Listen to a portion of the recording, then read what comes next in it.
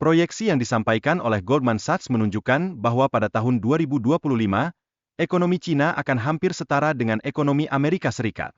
Ini menandakan adanya pergeseran signifikan dalam kekuatan ekonomi global yang telah terbangun selama bertahun-tahun.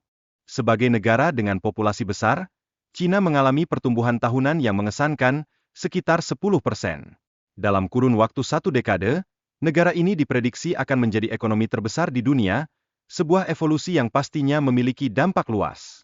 Namun, penting untuk dicatat bahwa modernisasi yang terjadi di Cina tidak berarti bahwa negara ini akan mengadopsi cara hidup Barat.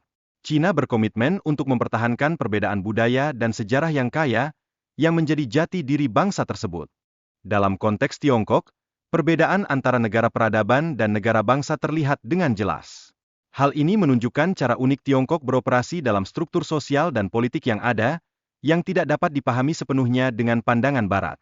Keberagaman budaya yang ada di Tiongkok juga menciptakan tantangan tersendiri dalam pengelolaan negara. Meskipun terdapat perbedaan yang menonjol, Tiongkok berusaha keras untuk menjaga kesatuan dalam peradaban yang luas dan kompleks ini. Salah satu contoh dari pendekatan ini adalah konsep satu negara, dua sistem yang diimplementasikan dalam pengelolaan Hong Kong. Pendekatan ini mengedepankan kebijakan yang berbeda dibandingkan dengan mentalitas negara bangsa yang lebih umum ditemukan di banyak bagian dunia.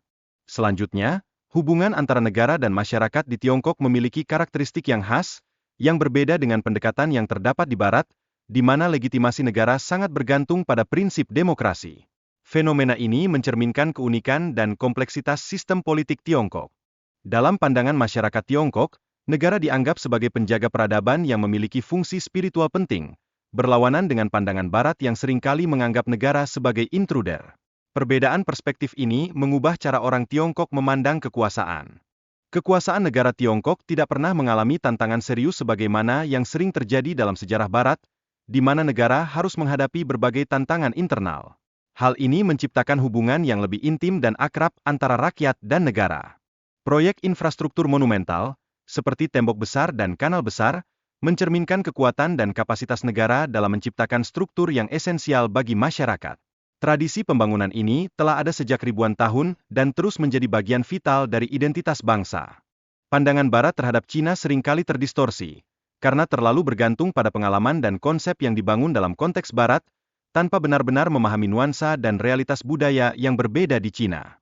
Orang-orang dari Asia Timur, termasuk Jepang dan Korea, cenderung memiliki wawasan yang lebih baik tentang Barat dibandingkan sebaliknya. Kondisi ini menegaskan pentingnya pengetahuan lintas budaya di era globalisasi saat ini. Pengaruh Barat di kancah global tampak semakin menurun, misalnya terlihat dari ketidakberhasilan Eropa dalam negosiasi perubahan iklim di Copenhagen. Fenomena ini mencerminkan pergeseran kekuatan global yang sedang berlangsung. Di sisi lain, inovasi transportasi yang terjadi di Cina, seperti megabus yang dapat menampung ribuan penumpang, mencerminkan solusi kreatif terhadap permasalahan kepadatan penduduk yang kian meningkat. Ini menunjukkan adanya pendekatan baru dalam mengatasi tantangan urbanisasi yang kompleks. Akhirnya, kebangkitan negara-negara seperti Cina dan India membawa representasi baru bagi peradaban yang sebelumnya terabaikan. Momen ini menjadi signifikan dalam proses demokratisasi dunia, menandakan adanya perubahan paradigma di tingkat global. Dengan demikian, pergeseran yang terjadi saat ini bukan hanya sekedar potensi ekonomi, tetapi juga penegasan identitas budaya dan sosial yang beragam, menunjukkan dinamika baru dalam hubungan internasional.